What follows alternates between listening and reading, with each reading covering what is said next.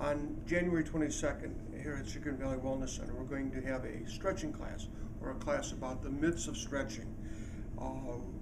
What we have here is a piece of flank steak, and according to the local butcher at Whole Foods and our chef that comes in, this represents the human muscle better than any other piece of steak out there.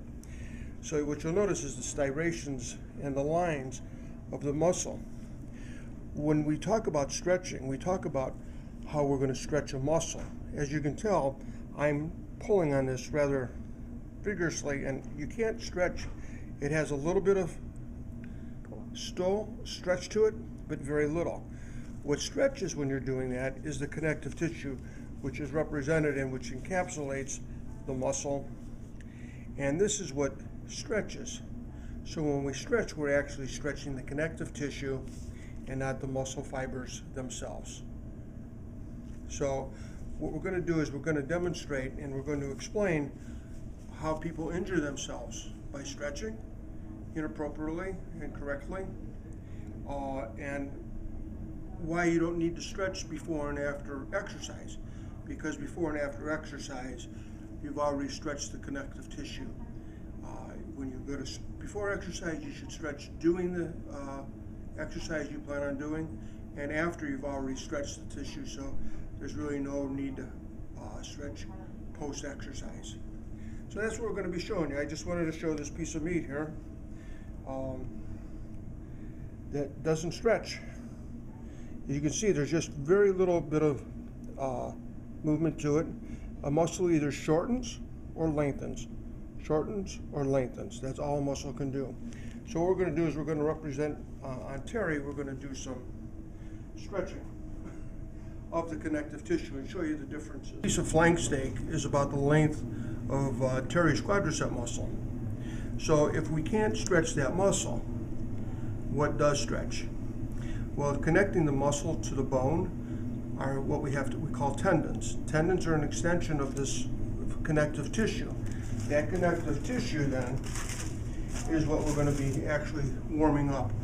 Connective tissue doesn't have a blood supply to it, but what it does have is the muscles and the capillaries surrounding it, their blood flow, and that is what warms up the tissue. So when we're talking about stretching, the quadricep muscle runs right in through here, the longest part of it, and it connects up here on the pelvic bone and right underneath here. This part of it is tendon, and this part of it is tendon. This part is what controls the dynamics of movement.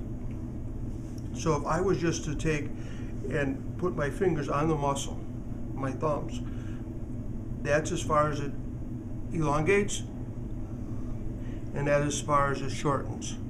So that's elongation and shortening.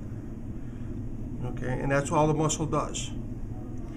What we talk about when we talk about stretching is we're talking about the connective tissue, or the stocking that covers all the fibers.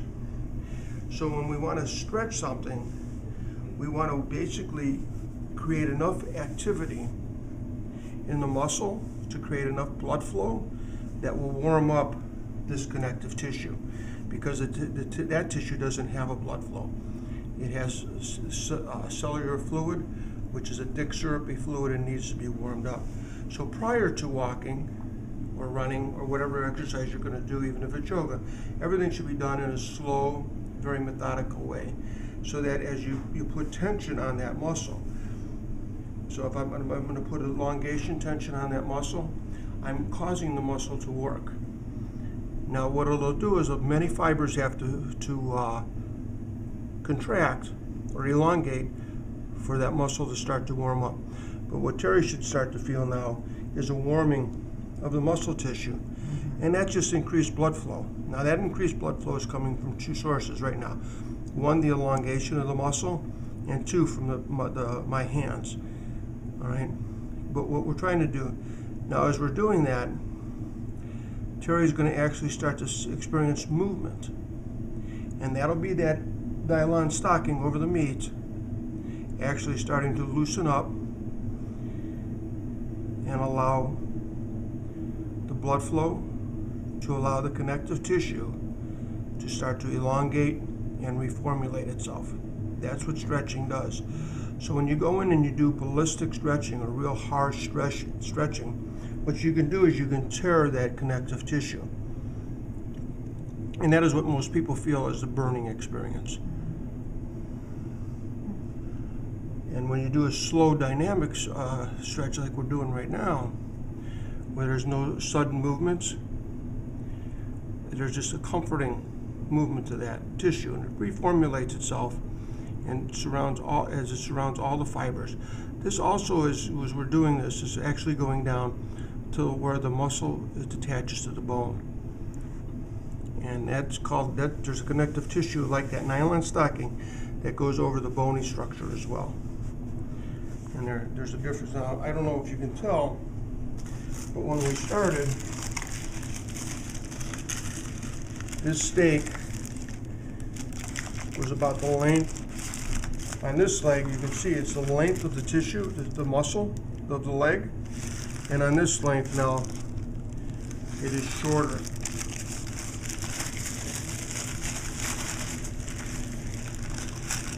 I won't let it touch it.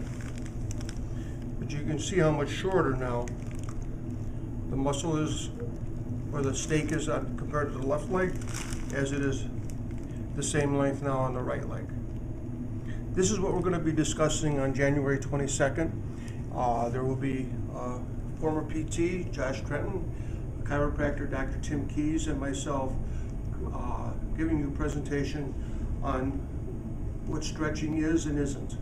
And we hope to see you then. Call 216-364-0156 and set up your reservations. Hope to see you then. Thank you.